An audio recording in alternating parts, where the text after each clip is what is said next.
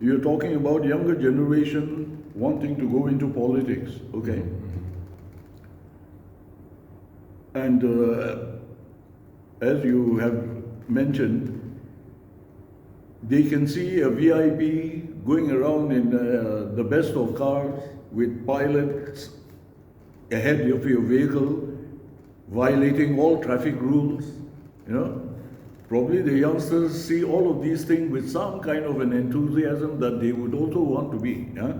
But the reality of it all is, you just have to consider whether you want to join politics to do good for the people that you represent, or are you entering politics just so as to make money? Because as I said, you go into politics buying vote, you are purchasing power, okay? Once you have purchased that power, the people have lost all their rights to claim anything, and I use the purchase rights as a power, and I steal as much as I can from whatever the government of India provides each of the departments with the budget. And that's a continuous cycle. And so if you intend to join politics to make money, well, that's a decision you make. But if you are actually looking at politics as a welfare activity where you represent your people and do the best you can to upgrade the living standard of our own people within the constituency, if that's the purpose for which you want to go, then, well, it's worthy.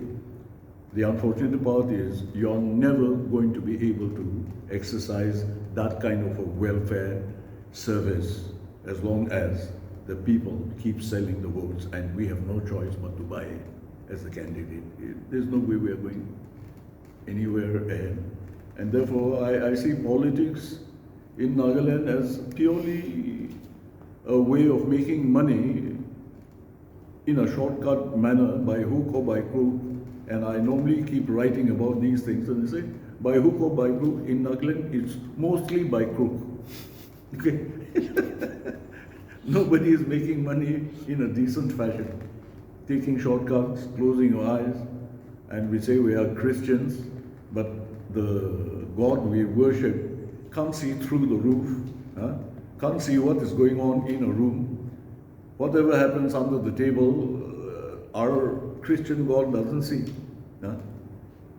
That's the kind of God that we seem to be believing in, you see. So that's the reason why I jokingly say, see, I'm a Chishi. I'm a Sumi and a Chishi, okay, by clan. Now, if we look at the Nagas as a whole, we are all Christian clan without Christian value system in our mind, heart, and our working principle. There is no Christian value. The thing called honesty is unheard of. You see? That's the kind of Christian we are. So I normally say we are a Christian clan. It has nothing to do with religion anymore. Starting from the father, mother churches, like the NBCC, they have big religious functions in which they would prefer to call the chief minister or a minister or a contractor with big money because they would contribute something to the church as a VIP, as a chief guest, you see.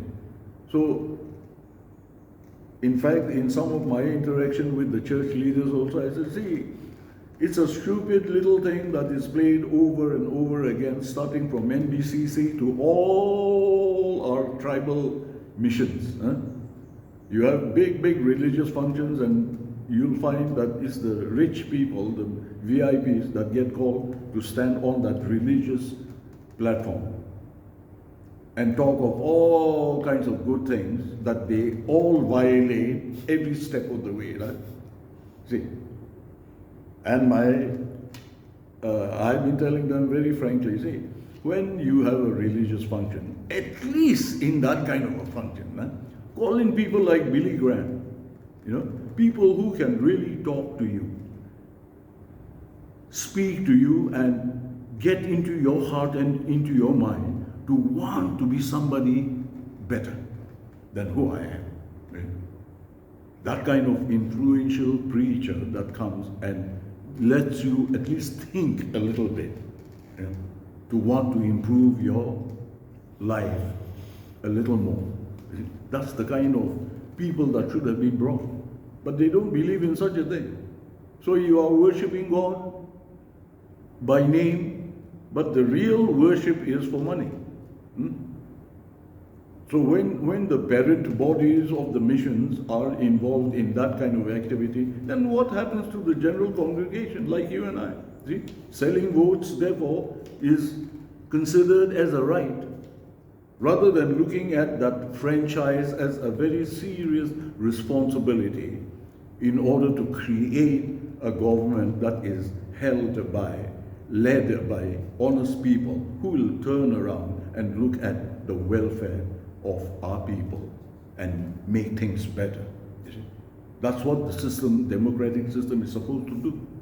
But in our case, it's just politics to make fast buck. So if the generation youngsters want to join politics for money, well, of course, then there's no point talking about any of these things.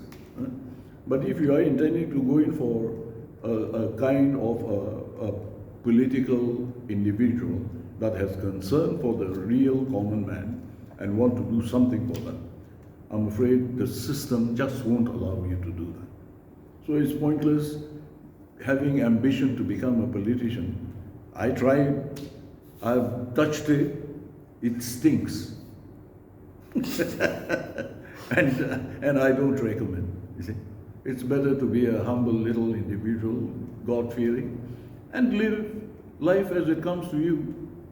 At least you'll be free of all the burden of having to calculate to whom do I owe this much money, you know, how much loan have I taken and how much, sleeplessly counting, doing mathematics of how much money you owe, how many people. And with all that calculation, go into 4x4 to get as much money to recuperate everything you have lost during the election. It's useless. It's useless.